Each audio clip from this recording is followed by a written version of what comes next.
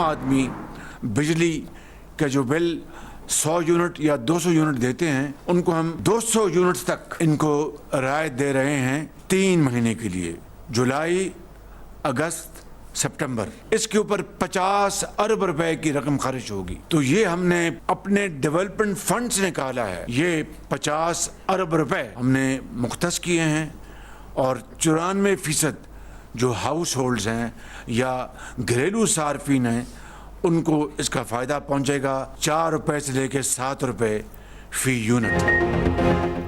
200 unit तक बिजली इस्तेमाल करने वाले सारिफिन को आर्जी रिलीफ। वज़ीर-ए-आज़म का 200 यूनिट तक वालों को 3 माह के लिए रियायत देने का ऐलान। प्रोटेक्टेड और नॉन प्रोटेक्टेड सारिफिन के लिए हालिया इजाफा वापस। हंगामी बुनियादों पर सर्कुलेशन समरी के जरिए काबीना से मंजूरी ले ली।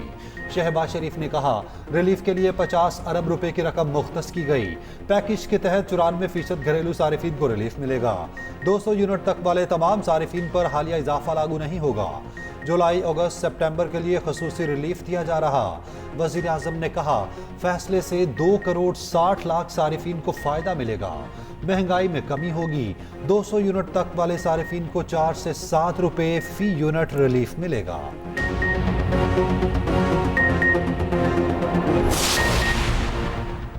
प्रोटेक्टेड सार्फिन के लिए बवाल बनने वाला प्रोरेटा सिस्टम खत्म करने का फैसला। बिजली की बिलिंग पुराने तरीक़ेकार से ही होगी। उधर FIA ने तहकीकात का दायरा बढ़ा दिया। Power planning and monitoring company के कंसल्टेंट साकिब जमाल को आज तलबी का नोटिस जारी।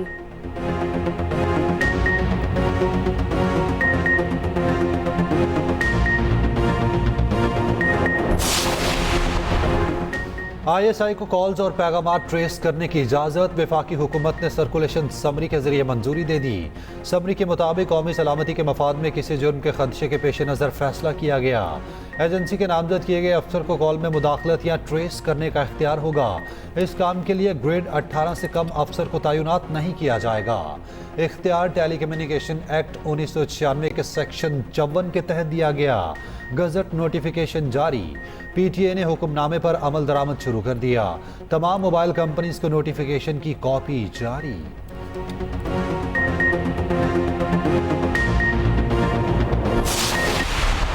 18 से ऊपर कोई भी अफसर पाकिस्तान के किसी शख्स का फोन सिस्टम्स और इनके अकाउंट जो है फेसबुक एक्सेट्रा हम लोग उसको टैप करेंगे और सुनेंगे और उनको मॉनिटर करेंगे। ये हक किसको है? टेलीफोन से टैप करेंगे और वो चीजें उनके खिलाफ हम लोग शवाहिद इस्तेमाल करेंगे। भाईजान ये नहीं होता। फॉर्म 47 के PM शहबाज शरीफ खुद अपना ब्लेड लेके अपनी शारागाज काटी है। यही वो काला कानून होगा। ये मुस्लिम लीग नून की हुकूमत और पीपल्स पार्टी की हुकूमत जिसमें आसिफ अली जरदारी, बिलावल भुट्टो, नवाज शरीफ, मरियम नवाज, शहबाज शरीफ, ये सारे के सारे लोग आपको फिर इन अदालतों में घूमते फिरते आएंगे और जेल में बैठे होंगे।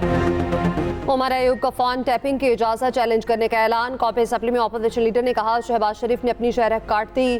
कानून के जरिए हम सबको हथकड़ियां लगेंगी। ये SRO तमाम सियासतदानों को ब्लैकमेल के लिए इस्तेमाल होगा। SRO गैर आईनी और बुनियादी हकूक की खिलाफ वर्जी है।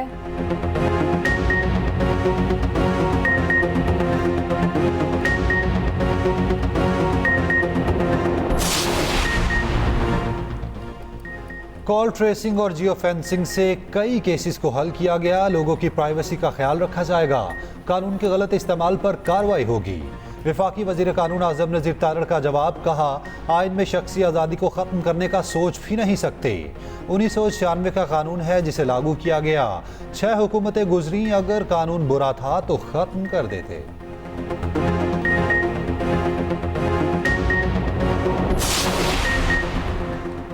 मानसून की पहली मामूली बारिश कराची को ले डूबी। नाले ओवरफ्लो, सड़कें भर गईं। ट्रैफिक जैम, निज़ाम दरहम बरहम। शादमान नाला ओवरफ्लो, सड़क दरिया का मंजर पेश करने लगी। चौथा B कॉलोनी सखी हसन कब्रिस्तान के करीब भी नाला ओवरफ्लो हो गया। हसन स्क्वायर फ्लाईओवर के नीचे पानी जमा होने से गाड़ियों की लंबी लाइनें लग गई। शहर के मुख्तलिफ इलाकों में बदतरीन ट्रैफिक जैम। सुरजानी टाउन में दुकान गिर गई।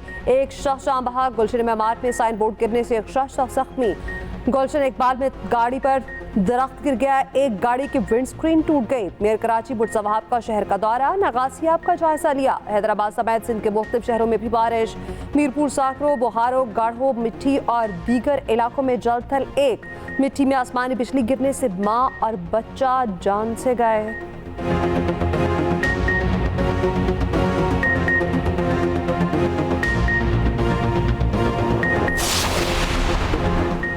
तर्जुमान एमकेएम का कहना है कि कराची में थोड़ी बारिश से ही ट्रैफिक का निज़ाम दरहम बरहम हो गया। अहम शहराओं पर पानी जमा हो गया। कहाँ हैं बल्दियाती नुमाइंदे? कुछ देर की बारिश से ही सिंध हुकूमत के दावों की कली खुल गई। मेयर कराची ने कुछ नहीं किया।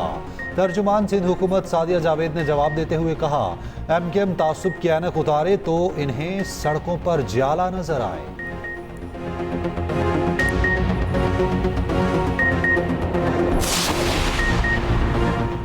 धावेजी पंपिंग स्टेशन पर पाइपलाइन फटने से कराची को पानी की सप्लाई मुतासिर। 72 इंच कोथल की पाइपलाइन बिजली के ब्रेकडाउन के बाइस फटी। वाटर बोर्ड इंतजामिया के मुताबिक पाइपलाइन की मुरम्मत में 24 घंटे दरकार होंगे।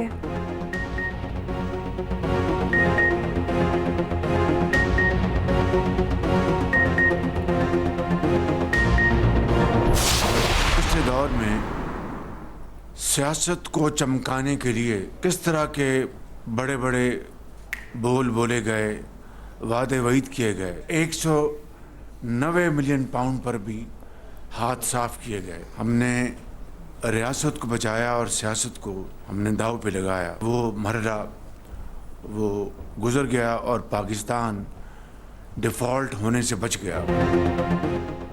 वज़ीर आज़म ने PTI का लफ्जी रिमांड ले लिया। शहबाज शरीफ ने कहा 90 दिनों में करप्शन खात्मे के वादे किए गए मगर करप्शन में इजाफा हुआ। पहले चीनी बरामद फिर दरामद की गई। लूटी हुई दौलत का कोई पैसा नहीं आया। बरतानिया की मेहरबानी से 190 मिलियन पाउंड पाकिस्तान को मिले, उस पर भी हेरा फेरी की गई।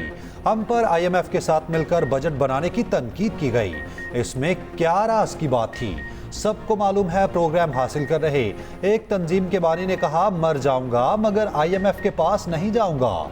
कई माह ज़ाया किए, फिर IMF के पास गया। बजट में अशराफिया पर बास टैक्सेस पहली बार लगे। अगले बरस रियल एस्टेट के टैक्स में मजीद इजाफा करेंगे। वज़ीर आज़म ने इंकशाफ किया कराची बंदरगाह पर ड्यूटी और टैक्सेस के मद में सालाना 1200 अरब की करप्शन हो रही।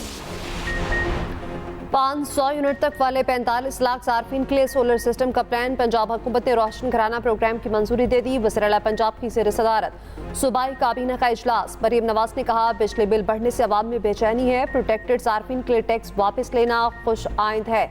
गंदम ना खरीदने के बावजूद आटा निर्ख कंट्रोल करना आसान नहीं। फूड मिनिस्टर की इनफरादी कारकर्दगी पूरी काबीना पर भारी है। अवाम की मफाहमत का तहफ़्फ़ुज़ बहुत ज़रूरी है। सीमेंट इंडस्ट्री को खाम माल में इजाफे का बोझ खुद उठाना चाहिए। अस्मा बुखारी ने बताया रोशन घराना प्रोग्राम में 90% रकम पंजाब हुकूमत देगी।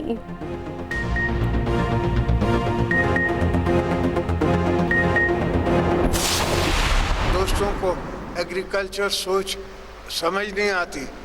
अब वो और भी इनकम टैक्स लगाने जा रहे हैं। इनकम टैक्स तो ज़्यादातर लगेगा बड़े ज़मींदारों पे, छोटे पे नहीं लगेगा, मगर फिर भी वो लगाने जा रहे हैं और लगाना पड़ेगा। IMF का जिसे कहते हैं ना एक शर्त है वो। तो we are fine, we are ready with the conditions of going into it, मगर obviously we will look at it and at वो प्रोविंशियल गवर्नमेंट्स के हैंड में होगा। प्रोविंस विल पुट दैट और उसमें हम उसी तरह पार्टिसिपेट करेंगे जिस तरह बिजनेसमैन इनकम टैक्स में पार्टिसिपेट करता है। इनकम टैक्स तो लगाना पड़ेगा। IMF की शर्त है, सब इसके लिए तैयार हैं। सदर मुमलिकत आसिफ अली जरदारी का कहना है कि कुछ दोस्तों को एग्रीकल्चर सोच समझ नहीं आती, अब वो और भी इनकम टैक्स लगाने जा रहे। इनकम टैक्स तो ज़्यादातर बड़े ज़मींदारों पर लगेगा, छोटों पर नहीं। सोशल मीडिया में भी ग्रुपिंग चल रही। जितनी तनकीद मुझ पर होती है मेरा ख्याल है किसी और शख्स पर नहीं होती। टीवी मैं नहीं देखता, टीवी पर मेरी गिबत होती है। आसिफ अली जरदारी की चौधरी शुजात के घर आमद, सरबराह मुस्लिम लीग काब से मुलाकात की। शाफी और सालिक हुसैन भी मौजूद थे। मुल्क की मौजूदा सियासी सूरत हाल पर बातचीत, बजट और ऑपरेशन के हवाले से तबादला ख्याल। वफाकी वजीर दाखिला मोहसिन नकवी भी मुलाकात के लिए चौधरी शुजात के घर पहुंचे।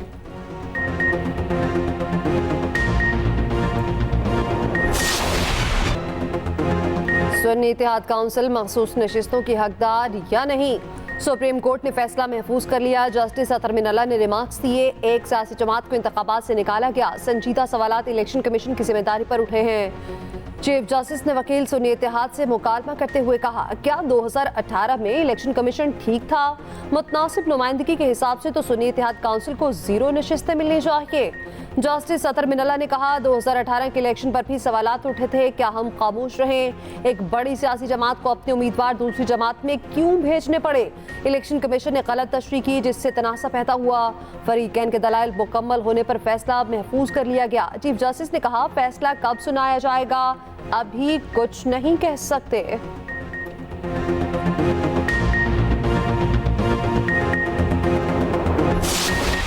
आज बड़ी खुशी होती कि अगर आज शार्ट ऑर्डर आ जाता, लेकिन जज साहिबान की सवाबदीद है, हमें फिर भी उम्मीद है इंशाल्लाह 2-3 दिन में ये जजमेंट आएगी और यही कानून के मुताबिक इंशाल्लाह ताला ये सीटें हमें मिलेंगी।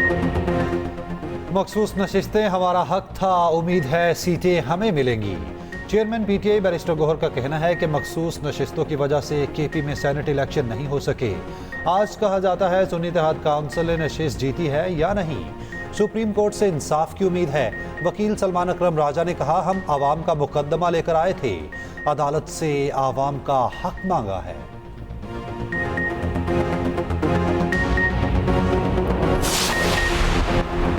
नौमई केसेस में बानी पीटीआई की अबूरी जमानत खारिज। अदालत ने 3 मुकदमात में जमानत खारिज की। सरकारी वकील ने अबूरी जमानतों की मुखालफत की थी। हफ्ते को एटीसी लाहौर ने फैसला महफूज किया था।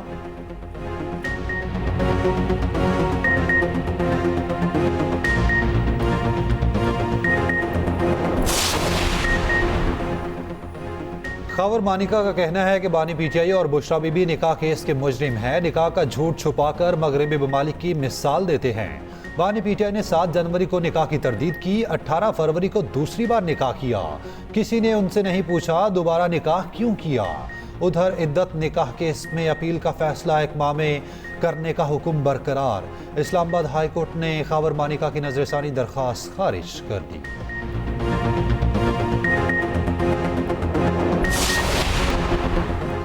ML1 के अपग्रेडेशन के दोबारा तरमीम शुदा डिज़ाइन की मंजूरी। कौमी इक्तिसादी काउंसिल की एग्जेक्टिव कमेटी के इजलास का इलामिया जारी।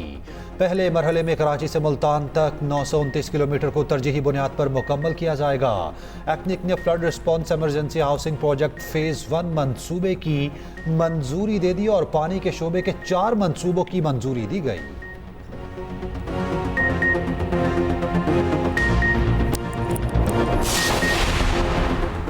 जमात इस्लामी ने भी फ़ोन टैपिंग की मुखालफत कर दी। अमीर जमात इस्लामी हाफिज नईम रहमान कहते हैं, फ़ोन टैपिंग करना बुनियादी हकूक़ में मुदाखलत है। किसी की प्राइवेसी में मुदाखलत की इजाज़त कहाँ का इंसाफ है।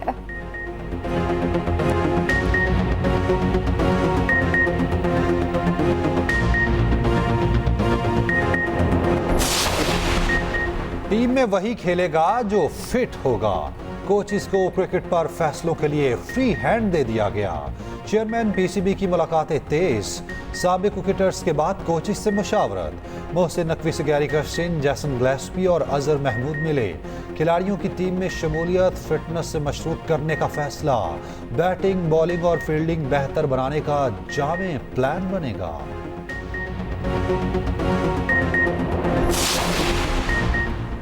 डीसी ने जलसे की इजाजत दी। कमिश्नर ने पाबंदी लगा दी। कानून की पासदारी कर रखे हैं, हमें मजबूर ना किया जाए।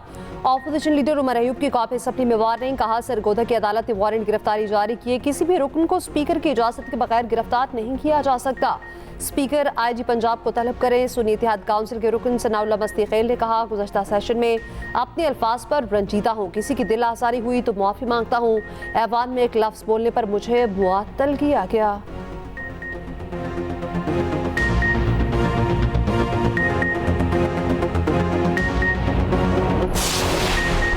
कोहपेमा समीना बेग स्कर्दू से पिंडी मुंतकिल। खसूसी तैयारे के जरिए CMS रावलपिंडी मुंतकिल किया गया। समीना बेग ICU में ज़ेर इलाज हैं। समीना बेग को तबीयत खराबी के बायस मुहिम छोड़ना पड़ी थी।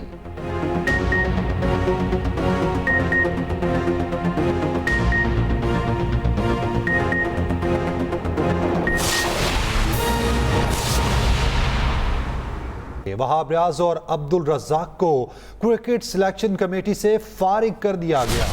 ज़राए के मुताबिक T20 वर्ल्ड कप में नाक़िस परफॉर्मेंस पर सिलेक्शन कमेटी से फारिग किया गया है। मोहम्मद यूसुफ और असद शफीक सिलेक्शन कमेटी का हिस्सा रहेंगे। आइंदा दिनों में सिलेक्शन कमेटी और टीम मैनेजमेंट पे भी मज़ीद तब्दीलियां मुतवक्के हैं। तफसीलात क्या हैं, यूसुफ अंजुम से जान लेते हैं। जी बताइएगा।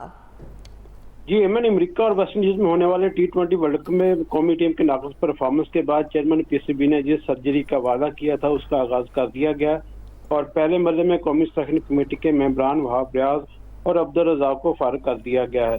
ज़राए के मुताबिक दोनों को मेगा इवेंट के लिए कौमी टीम की गलत सिलेक्शन करने पर हटाया गया है और इसके बारे में बात गुज़श्ता रोज जो साबिक़ टेस्ट क्रिकेट के साथ मुलाकात हुई चेयरमैन पीसीबी में उन्होंने तनकीद किया था इजहार कि जो सिलेक्शन का मेयार था और सिलेक्शन की जो कॉम्बिनेशन था कौमी टीम का वो दुरुस्त नहीं था, जिसकी वजह से आज चेयरमैन पीसीबी मोहसिन नकवी ने वहाब रियाज और अब्दुल रज़ाक को इस ओहदे से फारिग करने की बाज़ाब्ता तौर पर मंजूरी भी दे दी है और इस बात के भी इम्कानात हैं कि वहाब रियाज जो कि सीनियर मैनेजर थे कौमी टीम के साथ इंग्लैंड में और अमेरिका में होने वाले T20 वर्ल्ड कप में, उनकी ये पोस्ट भी खतरे में। एक वक्त था कि वहाब रियाज चेयरमैन पीसीबी के बहुत करीब थे, लेकिन वो तकरीबन एक माह से उनके दरमियान दूरियां हैं और इसी दूरियों की वजह से अब वो कौमी टीम के साथ भी वो वाबस्ता नहीं रहेंगे।